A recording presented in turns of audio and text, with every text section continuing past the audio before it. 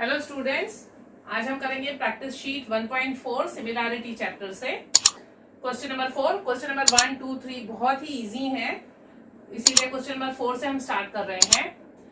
इसमें दिया हुआ है कि triangle LMN is similar to triangle PQR. ये प्रोडक्ट दिया हुआ है, क्यूआर की वैल्यू दी है और एमएन फाइंड आउट करना है। अब ये जो एक्सरसाइज है ये आपकी areas of similar triangle theorem से रिलेटेड है, इसीलिए हम वही यहाँ पे यूज करेंगे। Triangle LMN is similar to PQR.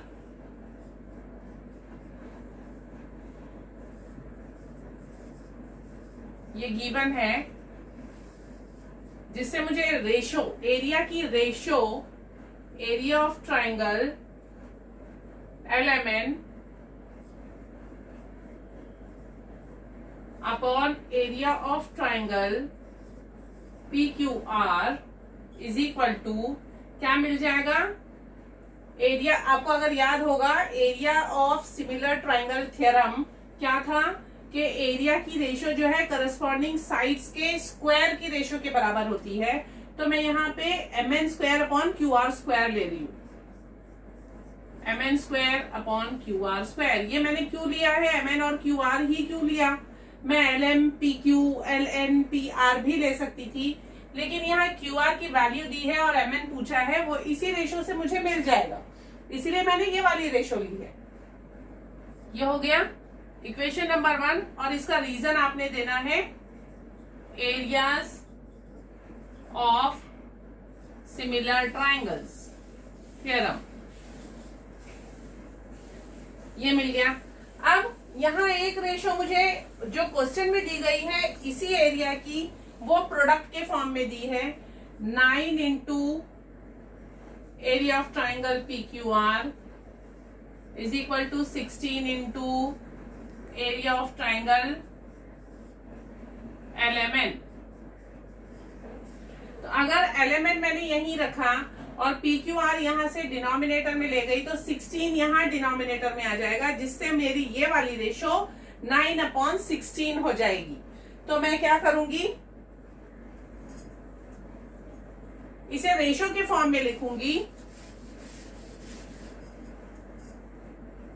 Area of triangle LMN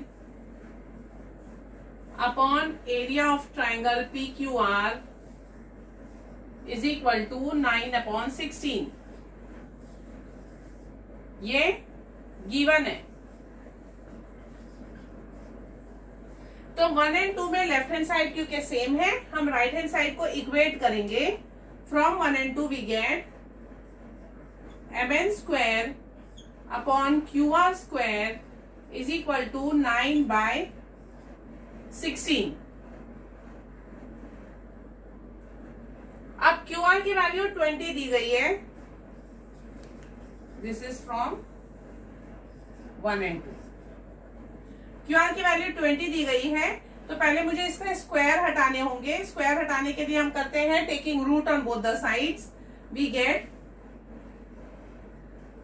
mn upon QR is equal to 9 का रूट होता है 3, 16 का रूट होता है 4। mn upon QR is 3/4, taking root on both the sides।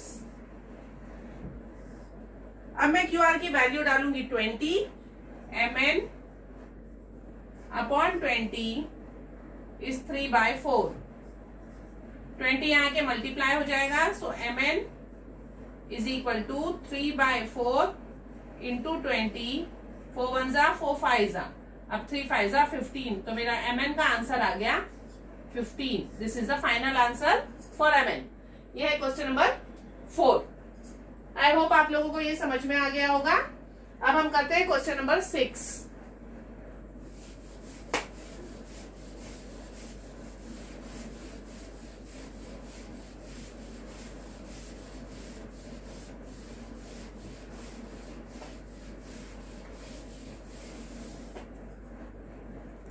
Question number 6 भी बहुत simple है, लेकिन यहाँ पे उन्होंने इक्विलैटरल ट्राइंगल का वर्ड यूज किया है।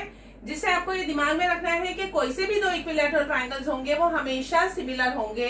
ऐसा क्यों होता है? क्योंकि इक्विलैटरल ट्राइंगल का मतलब ही होता है कि उसके सारे एंगल 60 डिग्री के हैं।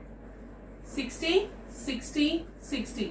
तो बड़ा हो या छोटा हो, साइड्स प्रोपोर्शनेट रहेंगी लेकिन एंगल 60 के ही होंगे।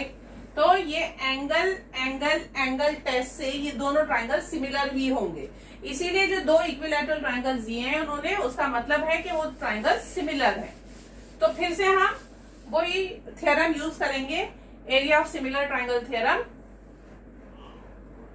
सिंस ABC and DEF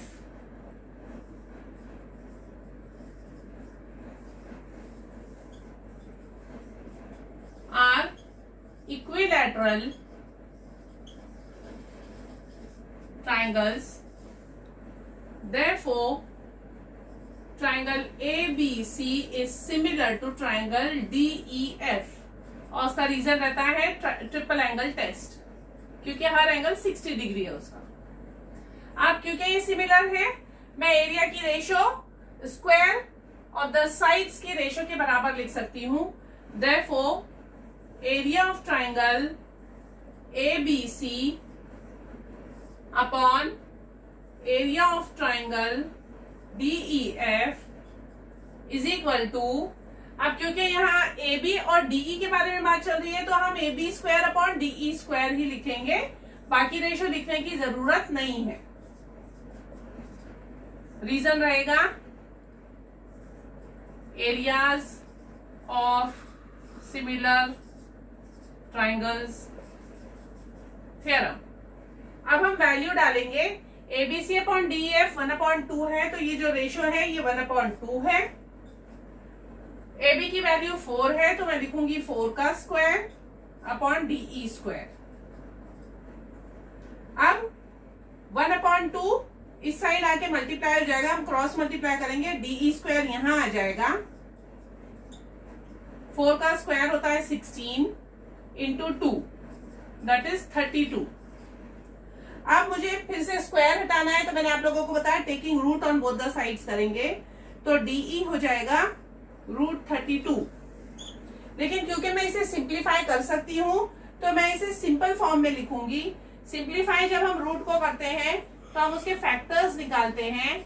32 के फैक्टर्स 2 16 2 8 2 4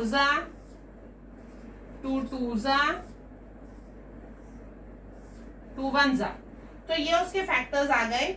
क्योंकि रूट निकालना है हम दो दो की पैर बना लेते हैं, तो ये 2 और एक ये 2, 2 2 4 रूट के बाहर आ जाएगा और जो अकेला बचा है वो रूट के अंदर रह जाएगा। इसीलिए मेरा आंसर आ जाएगा 4√2। This is the final answer for DE। I hope आप लोग ये भी समझ गए होंगे। Question number 6।